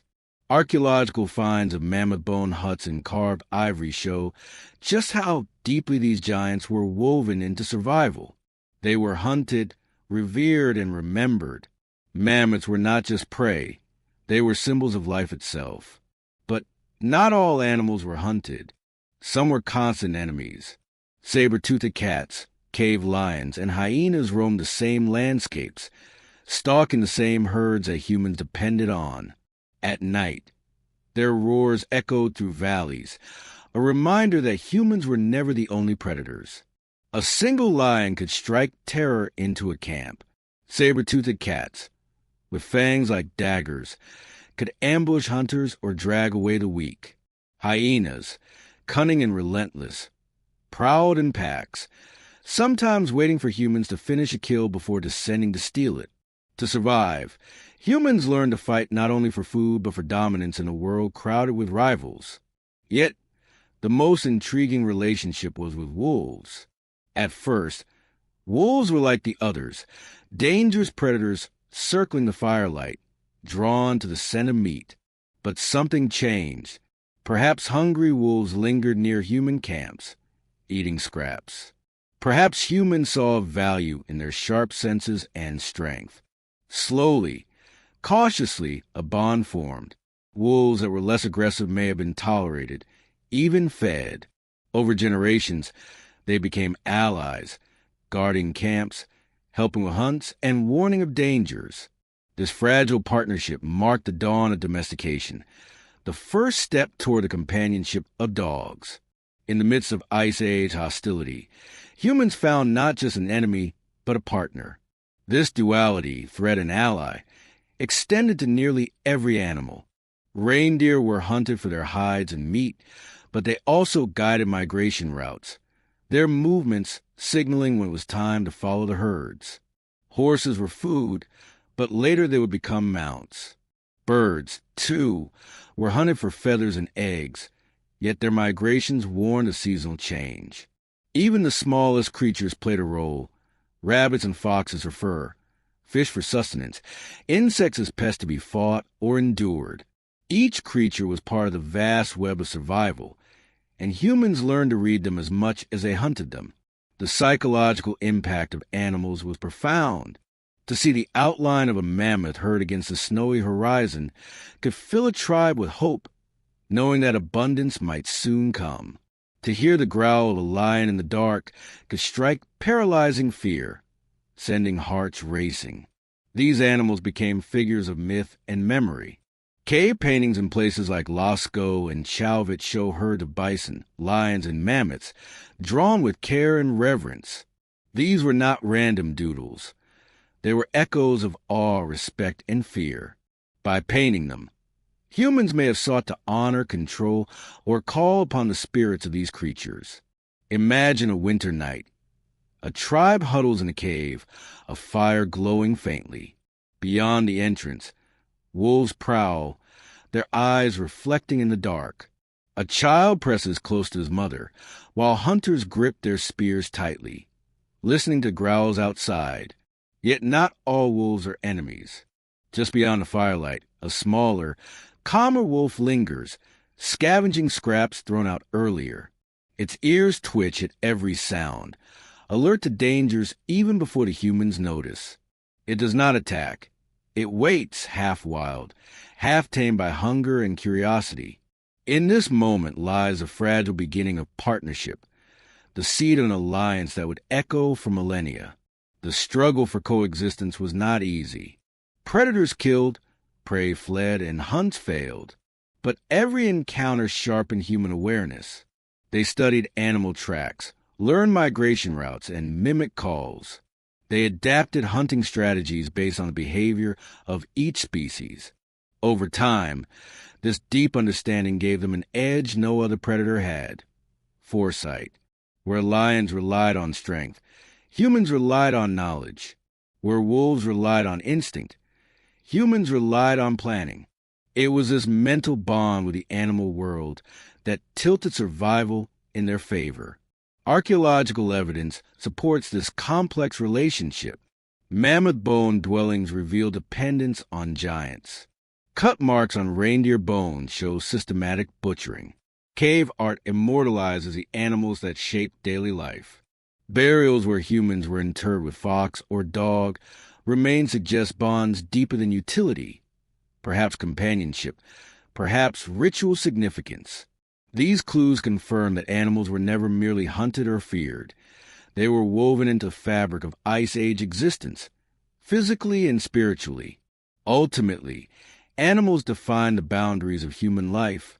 They were predators at the gates, prey on the plains, allies in the hunt, and symbols in the mind. To coexist with them was to accept the constant dance of fear and reliance. Without them, there was no food, no shelter, no clothing. With them came danger, loss, and competition. This paradox lay at the heart of Ice Age life. Humans could not live without animals, but they could never fully escape the risks they posed. In the end, the story of Ice Age humanity is inseparable from the story of its animals. Every step taken across the tundra, every fire lit in a cave, every ritual painted on stone was shadowed by the presence of mammoths, wolves, lions, and countless others. They were enemies, companions, resources, and gods all at once. In learning to navigate this tangled relationship, humans did more than survive. They forged the skills, bonds, and beliefs that would one day build civilization. When we look back into the Ice Age, it is tempting to see only the harsh winds, the endless snow, and the constant struggle for survival. But survival was not only physical. It was also spiritual. Early humans did not simply live in a frozen world. They lived in a world filled with unseen forces, spirits, and mysteries. For them, every shadow had meaning, every animal had a soul, and every death carried a story. Their rituals and beliefs were as vital as fire and shelter, providing not just comfort but a framework for understanding existence in an unpredictable environment. The evidence of Ice Age spirituality survives most vividly in cave art. Deep inside caverns like those in Chauvet, Lascaux, and Altamira, humans painted animals, symbols, and mysterious figures. These were not casual drawings. They were deliberate, sacred acts. The flickering torchlight gave the images movement, making the animals appear alive. To the painters, these walls were not just stone, but gateways between worlds. By depicting bison, mammoths, lions, and horses, they may have believed they were summoning the spirits of the hunt, ensuring success or forging a bond with the creatures themselves. The caves became sanctuaries where the physical and spiritual realms overlapped. Burial practices also revealed deep belief systems. Bodies have been found carefully placed in pits, sometimes sprinkled with red ochre, sometimes buried with tools, weapons, or ornaments. The presence of such items suggests an afterlife, a continuation beyond death. To place a spear beside a hunter's body was to ensure he carried protection into the next world. To adorn a child's grave with beads or animal teeth was to mark their passage with dignity and meaning. These burials show that Ice Age humans saw death not as an end, but as a transition, a journey into another realm where loved ones might still watch, hunt, or guide. Rituals extended into daily life as well. Before a hunt, groups may perform dances, chants, or symbolic gestures to call upon animal spirits. Archaeologists speculate that shamans, spiritual leaders or healers, played central roles in these practices. A shaman might wear animal skins, antlers, or masks, transforming into a figure that bridged the human and the animal worlds. In trance states induced by drumming, firelight, or natural substances, they may have sought visions, answers, or healing from the spirit world. To a tribe facing hunger or illness, these rituals gave hope and a sense of control against forces beyond comprehension. The natural world itself was filled with sacred meaning. The sun and moon marked cycles of time. Stars guided migrations. Thunderstorms, avalanches, or the northern lights may have been seen as messages from powerful forces. Every aspect of nature was alive with spirit. A river was not only water, it was a giver of life. A mountain was not only stone, it was an ancestor watching over the land. This animistic worldview made survival not just a battle against the elements, but a relationship with them. To harm nature recklessly was to anger spirits. To honor it through ritual was to ensure balance. Animals held particularly powerful roles in Ice Age beliefs. To kill a mammoth was to take more than meat. It was to take a life force that needed to be respected. Rituals may have been performed to thank the spirit of the animal, ensuring its kin would continue to appear. Wolves, lions, and bears, too, held symbolic weight, both feared and revered as guardians of power. Some cave paintings show human-animal hybrids, half man, half beast, perhaps representing shamans in transformation or mythical figures embodying the bond between species. Such imagery suggests that Ice Age humans did not see themselves as separate from animals, but as part of a shared spiritual continuum. One striking example of Ice Age ritual is the discovery of carved figurines, such as the Venus statues found across Europe. These small carvings, often depicting exaggerated female forms, suggest reverence for fertility, motherhood, and the cycles of life. In a world where survival depended on births outweighing deaths, fertility was sacred. These figurines may have been charms, symbols of abundance, or representations of goddesses. Alongside them, other carvings of animals and abstract symbols show that art itself was ritual, an act of shaping belief into tangible form. The role of fire was not only practical, but spiritual. A fire in the heart of a cave or shelter was more than warmth. It was protection, light, and life itself. Rituals around fire may have included storytelling, chants, or offerings. To sit around flames on a long winter night was to connect with ancestors, to pass down myths of creation, survival, and meaning. The oral traditions born in these circles likely carried wisdom across generations, embedding beliefs in memory long before writing existed. The psychological function of these rituals cannot be overstated.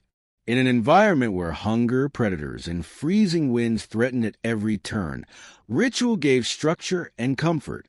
When a hunt failed, belief in angry spirits explained the loss. When a hunt succeeded, rituals of thanks reinforced hope. Rituals bonded the tribe together, reminding them they were part of something larger. Without these spiritual practices, despair might have overwhelmed even the strongest. With them, courage endured. Archaeological evidence continues to paint a picture of spiritual depth. In Dolní Vestinec in the Czech Republic, clay figurines and elaborate burials point to ritualistic culture. In caves across Europe, footprints of children alongside handprints suggest ceremonial journeys into darkness.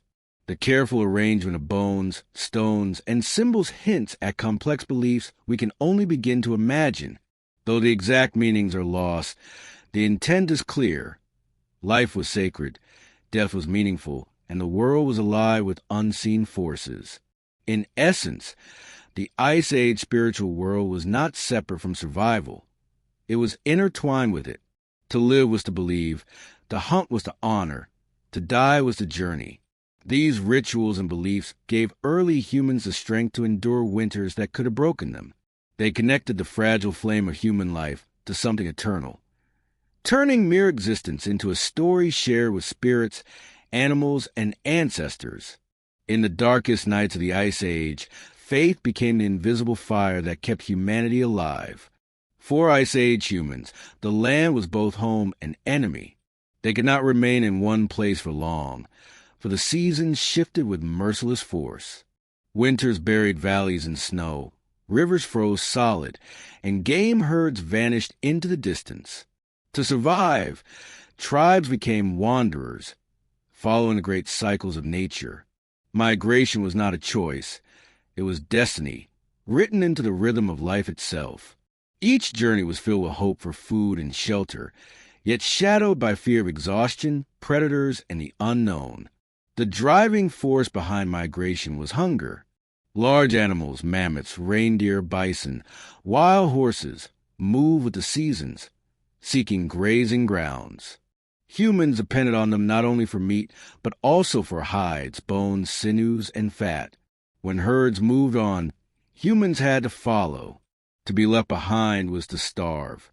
Thus, entire families, elders, hunters, children, and infants, set out across frozen rivers and windswept plains, carrying what little they could.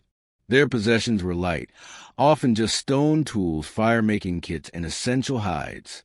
Everything else could be made anew, but food could not. Journeys were dangerous.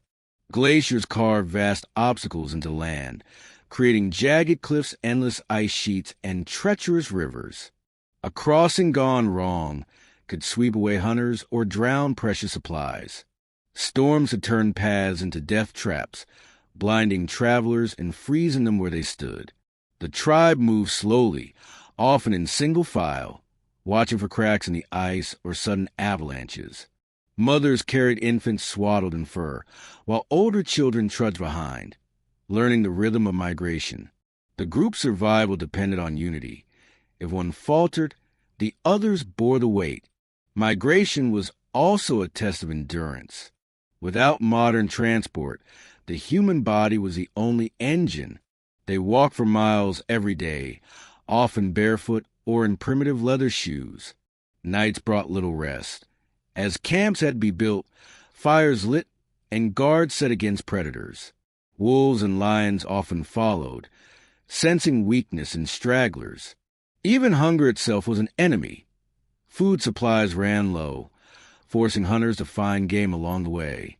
A failed hunt could mean starvation before reaching safer grounds. Yet the will to move forward, to keep walking despite exhaustion, defined survival. The landscape itself shaped routes. Valleys offered shelter, but also funneled cold winds. Forests provided wood and small game, but concealed predators. Rivers were highways in summer, carrying fish and marking paths toward grazing lands. Yet in winter they became frozen obstacles.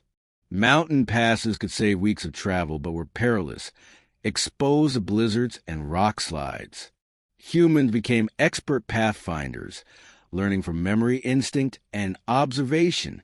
Over generations, knowledge of routes, when to travel, where to camp, what landmarks to follow, was passed down as carefully as any tool. Migration was not always solitary. Sometimes, different groups crossed paths at rivers, caves, or hunting grounds. These encounters could bring cooperation, shared fires, exchanged goods, intermarriage, or conflict. Competition for game and shelter was fierce, and disputes could turn violent. Yet alliances also formed, strengthening groups for dangerous hunts or longer journeys. Archaeological evidence suggests networks of exchange, with shells, ochre, and flint traded across vast distances. These connections reveal that migration was not only survival, but also the seed of social complexity, linking distant bands into webs of culture. The psychology of migration was profound. Every step into the unknown carried both fear and wonder. The sight of distant smoke might mean another tribe, or enemies. The cry of unseen animals might signal food, or danger. Children growing up in this world learned resilience from their first steps, knowing that home was never fixed, that survival meant moving forward. Stories and rituals gave meaning to the journeys, turning landscapes into sacred spaces. A mountain pass was not only a route, it was a path of ancestors. A river was not only water, it was a guide that had led the tribe year after year.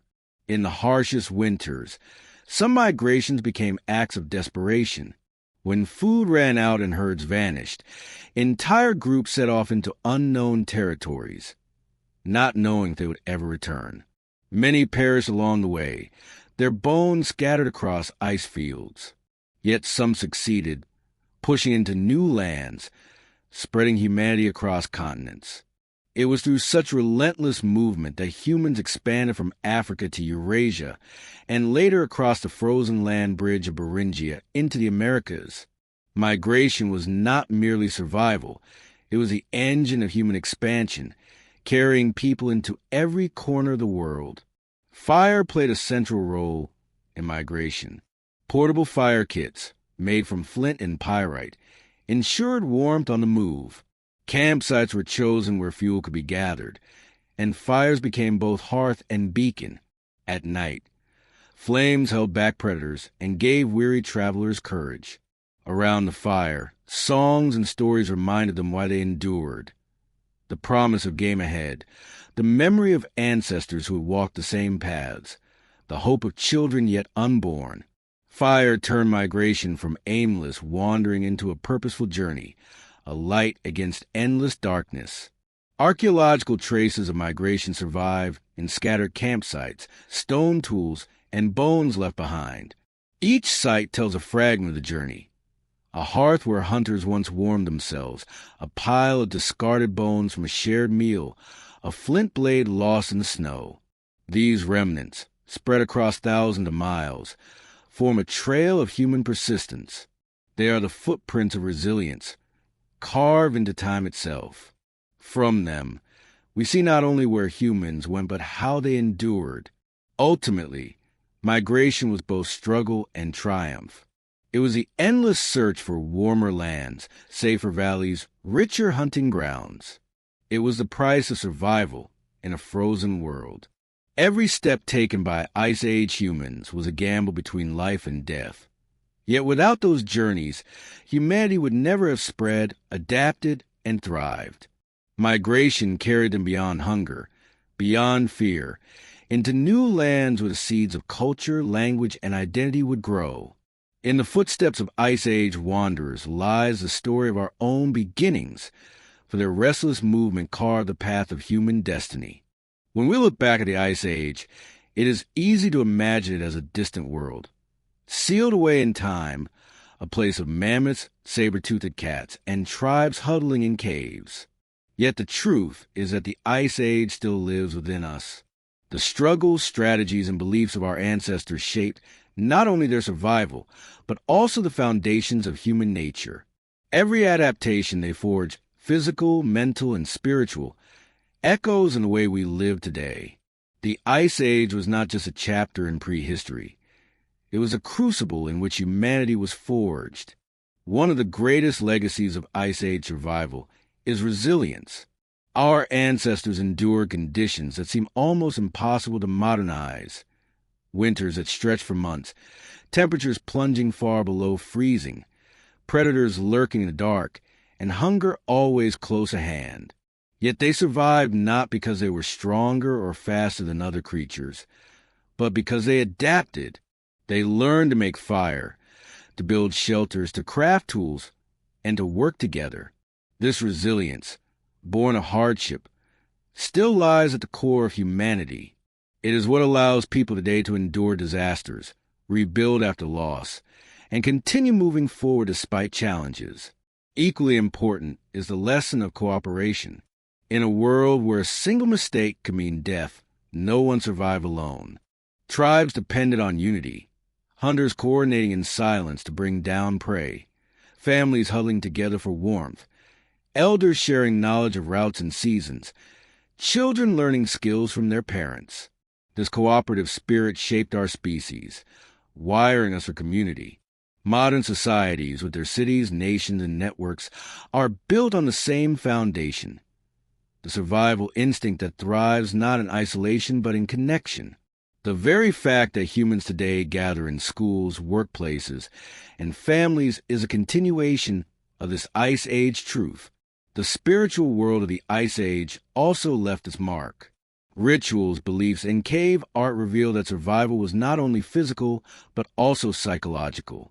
Humans gave meaning to suffering, found hope in symbols, and built identities through shared stories. That same drive continues in modern religions, philosophies, and even art. When we light candles for remembrance, tell myths to explain the unknown, or create art to express the human condition, we echo the same impulses that once led our ancestors to paint bison on cave walls or bury their dead with care. The need for meaning is as vital today as warmth was then. Perhaps the most enduring lesson is adaptability. Ice Age humans face constant change, shifting climates, vanishing herds, migrating rivers. To survive, they adjusted quickly, inventing new tools, experimenting with strategies, and moving into new territories. That spirit of innovation remains alive in us. From agriculture to industry to digital technology, the story of human progress is one of continuous adaptation. The flexibility that once helped us survive Ice Age winters now fuels our ability to face modern challenges, whether environmental, social, or technological. Animals, too, shaped our legacy. The partnership with wolves, which slowly transformed into the domestication of dogs, was the first great bond between humans and another species. It taught us the power of alliance beyond our kind. Today, our relationships with animals, livestock, pets, working animals, are a continuation of that first fragile trust around the campfire. The respect and reverence Ice Age humans showed toward prey animals also laid the groundwork for conservation, spirituality, and symbolic connections with the natural world that persist in countless cultures. There are also cautionary lessons. Many species, mammoths, saber-toothed cats, giant sloths, did not survive the Ice Age, partly due to climate change and partly due to human hunting. Their disappearance reminds us that survival has costs and that humanity's power can reshape ecosystems forever. Today, as we face modern climate crises and extinctions, the story of the Ice Age warns us to balance survival with stewardship. The choices of our ancestors determined the fate of species then. Our choices now determine the fate of the planet itself. Psychologically, the Ice Age hardened us, but also gave us empathy.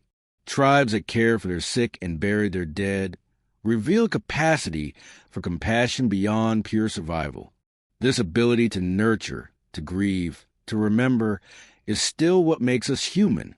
In moments of crisis today, when communities rally together, when strangers offer help, when memories of the past guide us, we are living echoes of Ice Age values.